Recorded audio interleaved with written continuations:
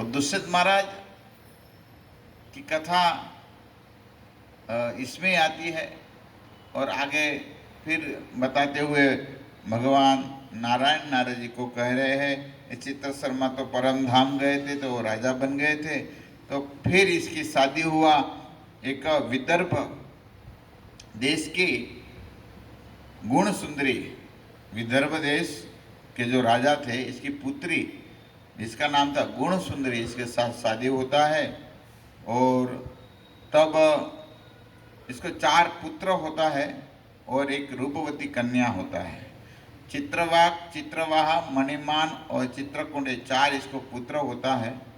तो अभी बहुत धार्मिक थे। तो फिर राजा डडनवा विद्वान और वीर श्रीमान स्वभाव में उत्तम थे। चारों वेदों पुराण और शास्त्रों का इसको मर्म के ज्ञान थे। और इसी तरह यहाँ पर आगे एक दिन कथा मिलती है, अपने सैन्य लेके साथ जंगल में हो जाते हैं। और सैन्य लेके जंगल में गए, घोड़े सवार थे और एक सुअर को मारा। हिरण, क्योंकि वो आखेट में जाते थे सब राजाओं और आखेट करते थे। भाई क्यों आखेट करते थे, प्रश्न होता है ना। क्षत्रिय होता है वो आखेट में जाते थे, और आखेट में क्यों जाते थे, और हिरण को क्यों मारते थे, ये सब बड़ी कथा है। जैसे परीक्षित महाराज, आप नाम सुने, बड़े धार्मिक राजा थे और हमने सुने वो मृग्या करने के लिए गए। तो मृग्या करने के राजा वैष्णव थोड़ी ना मृग को मारेंगे, वैष्णव भक्त होकर कोई जीव को थोड़ी ना मारते, तो क्यों गए, प्रश्न होता है नहीं होता है। देखो मृग्या, इस मृग को राजा मारते थे जिस मृग को कस्तूरी होता है। वो कस्तूरी होता है ना, इसकी जो मृग, इसे कई किलोमीटर तक इसकी सुगंध आता है। तब राजा को पता चल जाता है यहाँ पर कोई ऐसे कस्तूरी वाला मृग है। और ये कस्तूरी वाला मृग होता है ना, कि कस्तूरी वाले मृग को बहुत पीड़ा होती है। इसके नाभि में, मृग के नाभि में कस्तूरी होता है और ये बहुत दुखी होता है, इसलिए इस मृग को मार देते हैं। अब समझे, इसलिए वो मृग को मार देते हैं और इसका उद्धार करते हैं। और इसलिए मृग्या करने जाते थे। फिर बोला आखेट करने जाते तो इसमें कई जानवर को मारते थे, जैसे सुअर को, खास करके सुअर को मारते थे। सुअर को क्यों मारते थे, देखो राजा होता है ना, और राजा को कई दुश्मनों के साथ युद्ध करना होता है, तो वो अपनी प्रैक्टिस रियली वो करते थे और इसको मारते थे। और फिर मारकर हिंसक प्राणी को खिला देते थे। ऐसा नहीं, वो ऐसे नहीं, जो जैसे कोई ऐसे हिंसक प्राणी होता है, वो भी हिंसक प्राणी में भी कोई ऐसा दुबला पतला जो पशु किसी को मार नहीं सकते, ऐसे प्राणी को खिला देते थे, इसलिए आखेट होता था। तो इसको पाप नहीं लगता था, क्योंकि भगवान कहते हैं गीता में, राजा है तो मेरा अंश है। तो ऐसे अंश होते कभी ऐसा नहीं करते ना, इसलिए वो आकेट में जाते थे। तो आकेट में गए यहाँ पर, जैसे कथा मिलती है। चलो महाभारत में अभी सुअर का नाम आता है, तो कथा बहुत सुंदर महाभारत में अर्जुन की कथा आती है। एक जब पांडव लोग वन में थे और वन में हम सुन रहे थे, तो एक बार गंधमार्दव पर्वत पर सब पांडवों घूम रहे थे, जैसे कल हमने सुने ना, पांडव लोग फिर सब कहाँ पर गए थे, जैसे लाक्षागृह हो गया तो सब यहाँ से छोड़कर वो यहाँ गए।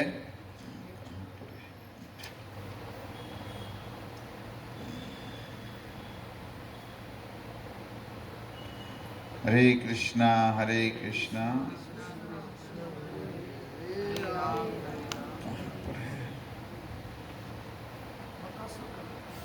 कल बकासुर का तो वध हो ही गया था, और फिर आगे जाते हैं, फिर मैं कहे तप्ती का विवाह का कुछ बोला था कल, और पांडव अर्जुन इसमें जाते हैं, वेद व्यास जी आते हैं, सब में कथा आपको कल कहा था, लेकिन वो कथा मुझे नहीं कहना है।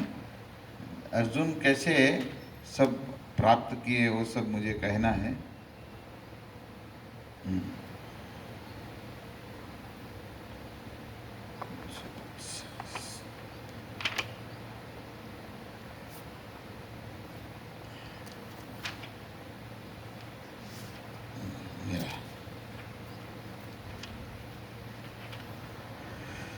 तो गंधमादन जो पर्वत है, फिर मैं कथा पहले द्रौपदी का भी चरित्र आएगा तो मैं कथा इसमें कर दूंगा, द्रौपदी का कैसे स्वयंवर हुआ वो सब।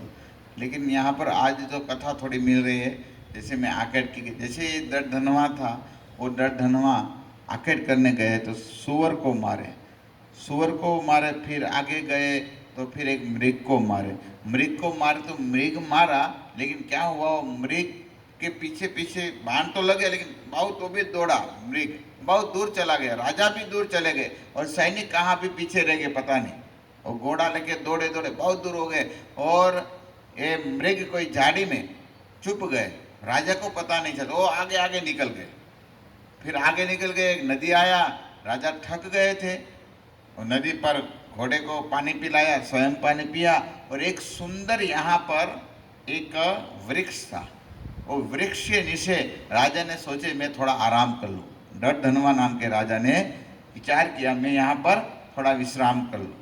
तो विश्राम करने जब भी सोए नहीं थे, ऐसे बैठे थे, तब यहाँ एक सुंदर पक्षी आए, तोता, और तोता आया और तोता आके कहने लगे, हे राजा, आपको इतना सुंदर मनुष्य जन्म दिया है, आप भगवान को प्राप्त क्यों नहीं करते, आप ऐसे अपना जिंदगी क्यों निकाल रहे हैं, शरीर क्यों आप गवा रहे हैं, आपको इतना सुंदर शरीर मिला है, आपको बार बार ऐसे तोता रखने लगा, आप क्यों भगीरथ कार्य नहीं करते, आप भगवान को प्राप्त करने का विचार क्यों नहीं कर रहे।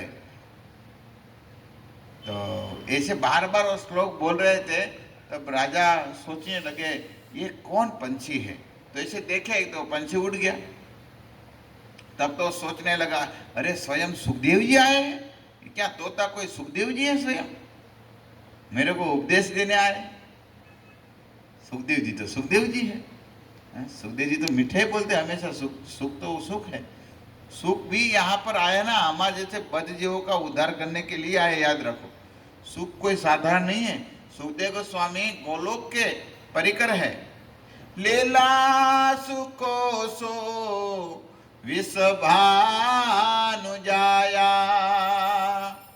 पवित्र संसो प्रेयचो बनेना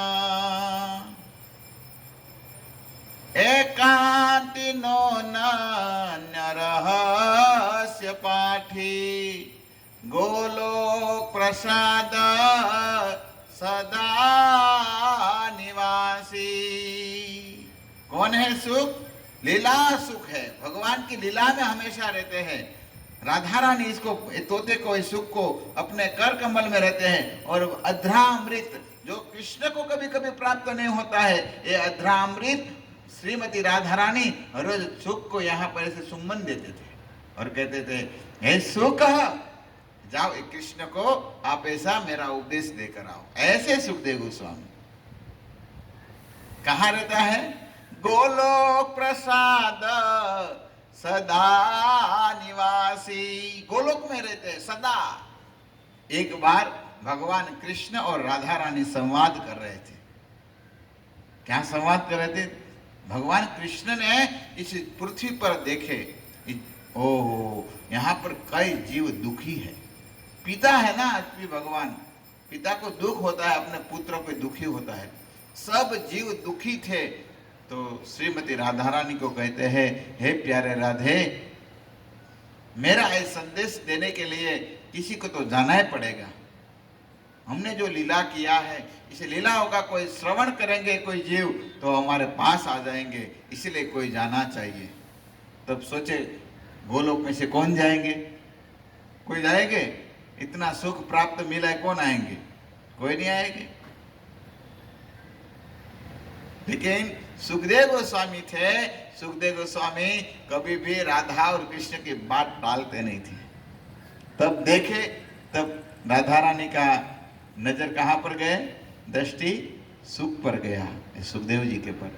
तब सुखदेव जी रोने लगे, अरे मेरे को आप अलग कर रहे, मैं आपके सेवा, आपके श्री दर्शन के बिना मैं जी नहीं सकूंगा, आप मुझे अलग मत करिए, अलग मत करिए। फिर यार तुरंत याद आ गया, अरे मैं तो अवज्ञा होगी, मैं मेरी स्वामी की सेवा न कर रही तो बड़ी अवज्ञा है, राधा रानी मेरी स्वामी है। और कहे, हे राधे आप जैसे बोलेंगे ऐसे मैं करूंगा। तब बोलते हैं राधे, श्याम सुंदर कृष्ण कहते हैं, हे सुख आप जाइए और हमारा प्रेम रूपी संदेश आप सबको बांटिए। और आज हमारे पास जो भागवत है ना, वो सुख की कृपा से, सुखदेव जी की कृपा से। वेद व्यास जी ने तो भागवत 4 श्लोक की रचना किया, ब्रह्मा जी ने इसका विस्तार किया, है ना, आप पता है ना, ब्रह्मा जी ने 4 श्लोक की वेद था, इसमें फिर वेद व्यास जी ने विस्तार किया, लेकिन इसमें भी विस्तार करने में भी सुखदेव गोस्वामी ने इसमें सोच मारा, इसलिए भागवत रूपी फल मीठा हो गया। इसलिए हमारे कहावत है जो भी फल होता है ना, फल में सुख जब इसमें सोच मारते हैं तो हमेशा वो मीठा हो जाता है। ब्रह्मा जी ने 4 श्लोक का वेद व्यास जी को कहे, नारद जी को, फिर नारद जी ने वेद व्यास जी ने विस्तार किया, लेकिन विस्तार करने के बाद भी सुखदेव गोस्वामी ने यहाँ जब परीक्षित को कहे, और ये परीक्षित को कहे और सुध गोस्वामी ने सुने, सुध गोस्वामी ने नैमिषारण्य में सुने, और वेद व्यास ने फिर लिपि पद्धति किया, और आज हम इस भागवत को सुन रहे हैं। देखो कितना सुख हमारे पर कृपा किया है। रो रहे थे वैकुंठ से नहीं जाना, लेकिन याद आ गया अभी जाना पड़ेगा मेरा साथ, क्योंकि जीवों को उद्धार करने के लिए दया आ गई। देखो मेरे स्वामी सोच रहे सबकी कृपा करना है, तो इसको भी कृपा करने का मन हो गया। ऐसे सुखदेव गोस्वामी, तो ऐसे राजा सोचे, अरे आप तो सुख नहीं है ना, तो वैसे उठ गए। फिर वो राजा गए तो सब सैनिक आ गए, फिर घर पर गए तो फिर बहुत ऐसे खीन उदास रहने लगे। रानी सोचने लगी क्या हो गया, सब पुरोहित तो सबको बुलाए, ब्राह्मण को बुलाए, आप देखो हमारे पतिदेव राजा कुछ बोल ही नहीं रहे, किसी के साथ बोल नहीं रहे थे। देखो हमारा गंतव्य स्थान हमको पता चल जाए ना, तब इस पशु बुद्धि हमको छोड़ देना चाहिए। पशुवत है, मेला है ना, पशुवत है। भगवान कपिल देव कह रहे, मैं उपानंद को कल बता रहा था, भगवान कपिल देव को अपने पिताजी करदम जी कहते हैं, हे प्रभु आपको प्राप्त करना एकदम सरल है। किस तरह सरल है भाई? बोले कैसे सरल है? अरे पूरा सरल है, पशुवत बुद्धि चला जाए। पशुवत, ये सब संसार में पशु है, चाहे माता पिता हो, चाहे भाई पुत्र पुत्री जो भी हो, सब पशु है। आप बोले इतना ज्यादा आप कठोर मत कहो, मैं नहीं कह रहा हूं, भागवत कह रहे हैं। भागवत में 32वां तृतीय स्कंद 32वां अध्याय 17 नंबर के श्लोक पढ़िए, यहां पर वर्णन किया है, पशुवत है सब, छोड़ना पड़ेगा। तब पशुवत मेला से हम बाहर आएंगे। फिर कहते हैं ऐसे भक्त का काल चक्र भी कुछ नहीं बिगाड़ पाते। 18वें श्लोक में लिखा है, काल चक्र भी इसका कुछ नहीं बिगाड़ पाएगा। कितना भी तूफान आ जाए, कितना भी काल आंधी धुंधी करे, कितना भी उत्पात मचावे, लेकिन भक्त का कुछ नहीं बिगाड़ सकते है काल, जब भगवान के शुद्ध भक्त बन जाते तो फिर राजा किसी के साथ बोलते नहीं थे। हमारा गंतव्य स्थान हम सबको पता चल जाता है तो याद रखो, मौन रखे एकांत में भजन कर लेना चाहिए। फिर हम वहीवट करना चालू करेंगे, तब गए फंस गए। फिर हमने बस एक बार अर्जुन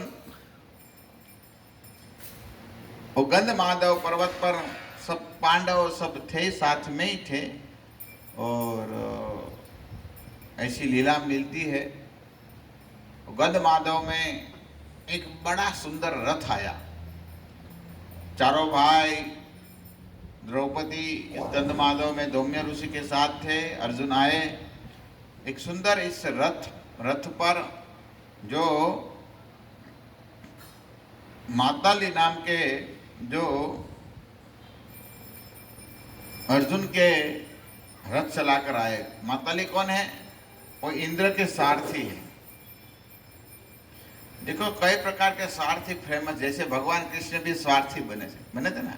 किसके सारथी बने थे? अर्जुन के। कृष्ण तमे सो मारा जीवन रत्ना सारथी, सारथी पार्थ सारथी इसलिए नाम भगवान को। और फिर इंद्र का रथ चलाने वाले कौन है? माताली नाम के। भगवान कृष्ण के रथ चलाने का नाम भी बहुत पवित्र है। क्या नाम है इसका? दारुक, है ना। ऐसे कई जो रथ चलाने वाले इसका नाम प्रख्यात है। तो ये माताली आया और कुबेर जैसे भी यहाँ पर लग रहे थे वो सब वर्णन किए हैं।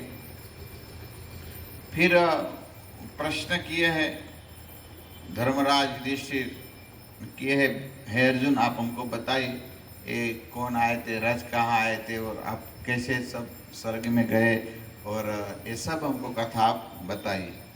तब अर्जुन कहना चालू किया, है धर्मराज आप सुनिए, मैं भगवान इंद्र के प्रिय हूँ। कहते हैं मैं भगवान इंद्र को भी भगवान कहा गया है क्योंकि स्वर्ग के राजा है, कोई साधारण तो नहीं है। तो कभी कभी ऐसे महापुरुष को भगवान शब्द लगा है, तो इंद्र को भी भगवान कहाँ कहाँ लिखे हैं। तो महाभारत में भगवान इंद्र कहा गया है। तो ऐसे इंद्र का मैं अति प्रिय हूँ, आप मेरे से कथा सुनिए। मैं काम्यवन से भृगतुंग पर्वत पर गया। कहते हैं भृगतुंग नाम के जो पर्वत है, इस पर्वत में तपस्या किया। लेकिन यहाँ से मैं आगे हिमालय गया, हिमालय में तपस्या किया। कैसी तपस्या किया? देखो अर्जुन ने बहुत कड़ी तपस्या किया था। जैसे ध्रुव महाराज का आप तपस्या सुने हैं ना, इसी तरह अर्जुन ने भी बड़ी तपस्या किया है। वो कहते हैं अर्जुन ने, मैंने पहले मास में केवल कंद और फल खाया था, पहले मास में। दूसरा मास में कहते हैं मैं निराहार रहा, जल को भी छोड़ दिया। और तीसरा महीने में पहले कंदमूल, दूसरा महीने जड़, तीसरा महीने जल भी छोड़ दिया। और इसी तरह मैं भजन करने लगा, तपस्या करने लगा, तो भी मेरा प्राण छूटे नहीं। 5 महीने तक मैं ऐसे रहा, 5 महीने तक निराहार, केवल वायु पर रहे। आप सोचिए 5 महीने। और बाद में एक दिन मैं दृश्य देखा, एक सुअर मेरे को मारने के लिए आ रहा था, एक बड़ा सुअर था। तो मैं तुरंत, मेरे पास जो बाण पड़ा तो बाण उठाया मारने के लिए। तो मैं बाण साधा तो देखा इसके पीछे एक भील आ रहा था, व्याघ्र जैसा रूप होता है, भील आ रहा था। और व्याघ्र भी इसको मारने के लिए दौड़ रहा था। तो मैं तो मेरी रक्षा करने के मैं इस बाण को मार दिया, और बाण मार दिया तो यहाँ पर वो व्याघ्र आया, व्याघ्र ने भी बाण मारा। तो आया वो व्याघ्र, बोले मैंने मारा है, अर्जुन बोला है मैंने मारा है। और फिर हमारे दोनों साथ युद्ध हुआ, और युद्ध में मैं हार ही रहा था। हे धर्मात्मा युधिष्ठिर महाराज, मैं युद्ध में जीत नहीं रहा था, बार बार हार रहा था। फिर मैंने वायवस्त्र छोड़ा, वो भी मेरा निष्फल गया। स्थूल कारण वो छोड़ा, फिर वारुणास्त्र, सर्वपास्त्र, शालपास्त्र, और इतने नहीं अश्ववस्त्र तक मैंने छोड़ दिया। और फिर मेरे पास एक अस्त्र बचा था, वो कौन था? महातेजस्वी जो होता है ब्रह्मास्त्र, ये भी मैं छोड़ दिया, लेकिन वो भी निष्फल हो गया। तब तो बोले कैसे आप बचे? युधिष्ठिर महाराज बोले तब आप कैसे बचे? आश्चर्य हो गए, चकित हो गए, तो आप इस व्याधि से कैसे बचे? तो मैं ऐसे ही, फिर मेरे पास कुछ रास्ता नहीं था।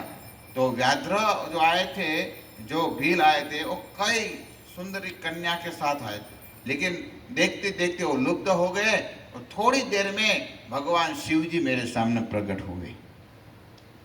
तब शिव जी प्रकट हुए, भगवान आदिदेव महादेव कहने लगे वो मैं ही था, दूसरा कुछ कोई नहीं था, मैंने वो रूप धारण किया था, मैं आपसे प्रसन्न हूँ, आप कुछ मांगिए। तो मैं देखा शिव जी के गले में सुंदर सर्प थे।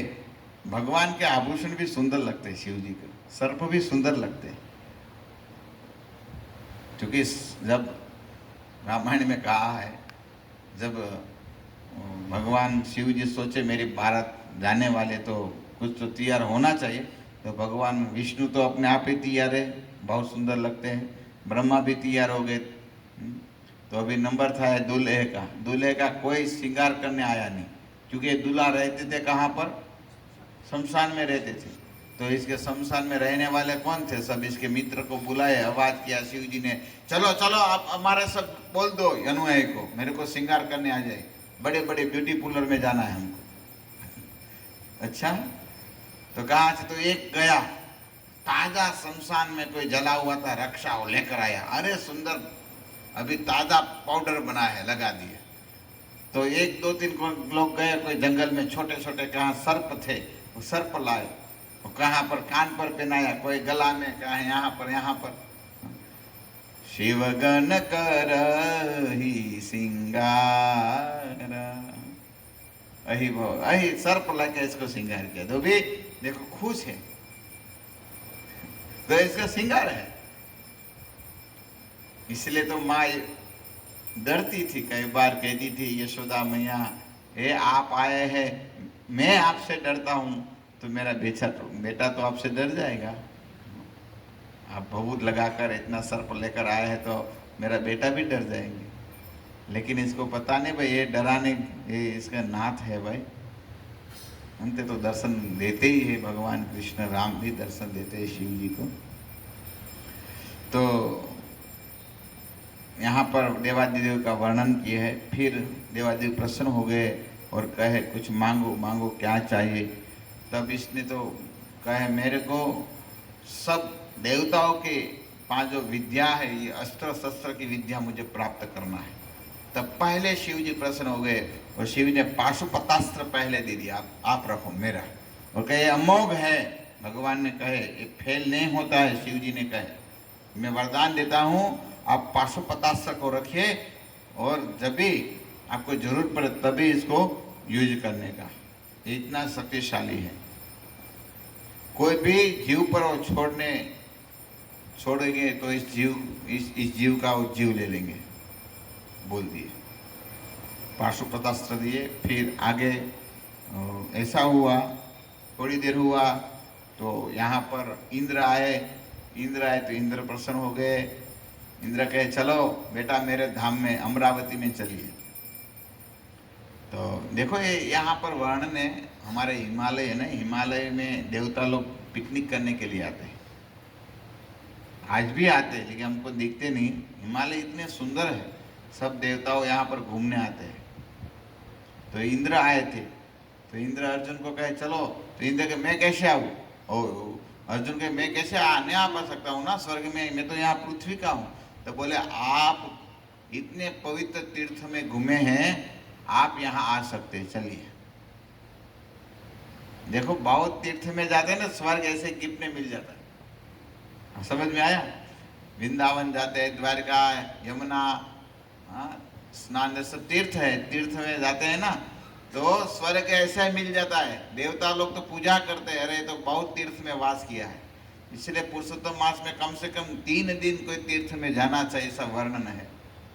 3 दिन जाना चाहिए, चाहे द्वारका जाओ या मथुरा जाओ या काशी जाओ या बनारस, कहाँ भी आप, हाँ अयोध्या, सेतु रंगेश्वर, कहाँ भी जाए, रंगनाथ, कहाँ भी जाना चाहिए।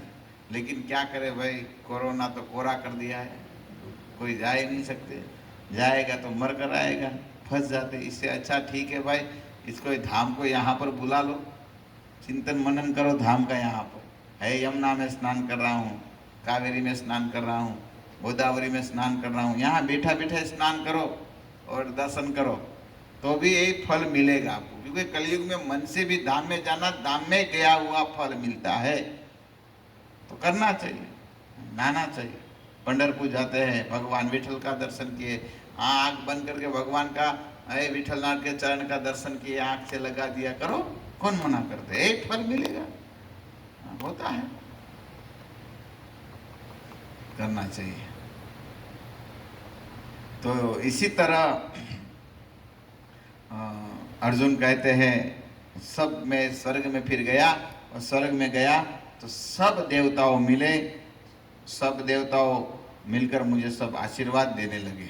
सब देवताओं ने अपना अपना अस्त्र दे दिया। कहते हैं स्वर्ग में जब मैं गया तो वसु, रुद्र, साध्य, पवन, आदित्य, अश्विन कुमार सबका दर्शन हुआ, और सब ने दर्शन होके, क्योंकि मैं ये सब की पूजा किया, और पूजा किया तब मुझे सब ने आशीर्वाद दिया, और पराक्रमी जो बल, शस्त्र, अस्त्र सब मुझे इसने सब देवताओं ने प्रदान कर दिया। और फिर मैं अमरावतीपुरी में गया। अमरावतीपुरी बहुत सुंदर है, यहाँ बहुत भोग है। अमरापुरी एक स्टेशन है, स्वर्ग का राजधानी है। नरसिंह मेहता कहते हैं, पुण्य करीने अमरापुरी पायमा, अंते सोरासी माही रे, भूतल भक्ति पदार्थ मो। अमरापुरी बहुत बड़ा स्टेशन है स्वर्ग में। जैसे हमारे गुजरात में गांधीनगर, पाटनगर है ना भाई, इसी तरह स्वर्ग बहुत बड़ा है। स्वर्ग में अमरापुरी नाम का जो स्थान है, यहाँ पर इंद्र की राजधानी है, और यहाँ पर रहते हैं, और कई गार्डन है, कई बगीचा है। भगवान यहाँ पर कृष्ण गए थे द्वारिका से अपनी पत्नी भार्या को लेकर, सत्यभामा को लेकर गए थे, और पारिजात वृक्ष लेने के लिए। अब गार्डन में घूमे तो भगवान ने देखे ये तो बहुत सुंदर है पारिजात। वो पारिजात के लिए तो झगड़ा हुआ था, पता है ना वो सब। ये भी कोई कोई पत्नी एक फूल के लिए झगड़ा करती है। भगवान भी बहुत, भगवान अखिल ब्रह्मांड के नायक, कई पत्नी, लेकिन एक पत्नी शांति नहीं लेने देती थी। नारद जी गए तो नारद जी ने वो पारिजात का फूल रुक्ष्मणी को दे दिए। पहले भगवान को दिए तो भगवान देखे बाजू में रुक्ष्मणी बैठे, इसको दे दिया। तब नारद जी कहे, देखो आपसे ज्यादा तो रुक्ष्मणी को ज्यादा प्रेम करते हैं द्वारकाधीश, इसको फूल लाया, एक ही फूल लाया, तो इसको आपको देना चाहिए ना। तब वासन खखड़ाया सत्यभामा ने तरत, मेरे को फूल चाहिए, चल मिल। भगवान ले गए फूल, क्या पूरा झाड़ के लेके आऊं। और फिर गए स्वर्ग में, और स्वर्ग में गए पारिजात। फिर पहले तो बहुत सुंदर स्वागत किया इंद्र ने, पहले स्वागत किया। क्यों स्वागत किया? तो अदिति का जो कुंडल था वो असुर ले गया था नरकासुर, तो वो असुर के पास से जो कुंडल थे अदिति का, अदिति इंद्र की माँ है, तो कुंडल दे दिया, सब दिया। फिर वो स्वर्ग के जो ग्राउंड है इसमें घूमने निकले, तो इंद्र बता रहे थे बहुत हमारे पेड़ है, ये है, ये सब दिखा रहे थे। स्वर्ग में तो कल्प वृक्ष सब है ना, तो बोला कल्प वृक्ष भगवान बोलते हमको नहीं चाहिए, क्योंकि द्वारका हमारा कैसा है, चिंतामणि है। चिंता करने से कल्प वृक्ष भी ऐसा ही है, कल्पना करो और मिल जाता है। लेकिन कल्प वृक्ष कल्पना करने बाहर वो नष्ट हो सकता है, लेकिन द्वारका तो हमारी चिंतामणि है, चिंतन करने से सब प्रकट हो जाता है, कल्पना भी नहीं करना पड़ता है। तो कहे क्या यहाँ पर आए, तो बस एक सुंदर वृक्ष देंगे, ये अच्छा है, वो लेना है। तब बोले ये पेड़ नहीं दूंगा। झगड़ा किया, युद्ध किया इंद्र ने भगवान के साथ। भगवान बोले मुझे थोड़ी ना हरा सकते। भगवान वो पारिजात का वृक्ष लेकर आ गए, और कहाँ रखा, सत्यभामा के जो महल था इसके सामने, और रोज फूल की वेणी बनाकर गुथा कर अपना माथा, अभी सर मत खाओ, भगवान मानो बोले। तो इसी तरह यहाँ पर अमरापुरी सुंदर स्थान है, और फिर अमरापुरी में जाते हैं और कथा मिलती है। फिर यहाँ पर उर्वशी नाम की एक अप्सरा आती है, और वो अप्सरा अर्जुन को कहते हैं मेरे साथ शादी कर। और तब अर्जुन कहते नहीं, क्योंकि आप मेरी माँ है, क्योंकि मेरे पिताजी के साथ आपका रहना जहना आपके मेरे पिताजी के साथ है, तो मैं आपको माँ का दर्जा देता हूँ, मेरी माँ समान है। तो बोले नहीं, मेरे से शादी करो। तब अर्जुन ने मना कर दिया, और अंत में क्योंकि वो तो सब कामिनी होती है, श्राप दे दिया अर्जुन को, तुम सिद्री बनना पड़ेगा आपको, मतलब आपको शिखंडी बनना पड़ेगा, नपुंसक बन जाओ, 1 साल तक नपुंसक बनना पड़ेगा, ऐसा बोल दिए। लेकिन ये सब भगवान का प्रयोजन था। जब अज्ञातवास होता है तब अर्जुन शिखंडी बनते हैं, और बृहदल्ला बनकर विराट भवन में जब रहते हैं तो श्राप भी इसके वरदान हो गए। तो ऐसी कथा मिलती है। तो इसी तरह मैं तो कथा वो कर रहा था डर धनवा का, तो कल आगे पुरुषोत्तम मास की कथा में डर धनवा की कथा भी आगे बताएंगे, और अर्जुन का भी चरित्र का थोड़ा थोड़ा गान करेंगे, क्योंकि हमारा खाड़ तो वही है, पांडव वही। क्योंकि ये बृहद नारद पुराण में ये पुरुषोत्तम मास का घाट कौन है? भगवान कृष्ण कह रहे हैं पांडवों को। तो पांडव के बारे में थोड़ी थोड़ी हम कुछ न कुछ लीला सुनेंगे, तो कम से कम ज्ञात होएगा भगवान के बारे में, भक्तों के बारे में, भगवान की, ये सब भगवान की लीला ही है। तो सुनना चाहिए पुरुषोत्तम मास में, और जीवन को मंगल करना चाहिए। हरे कृष्णा कृष्णा कृष्णा हरे हरे, हरे राम राम राम हरे। पुरुषोत्तम मास की जय।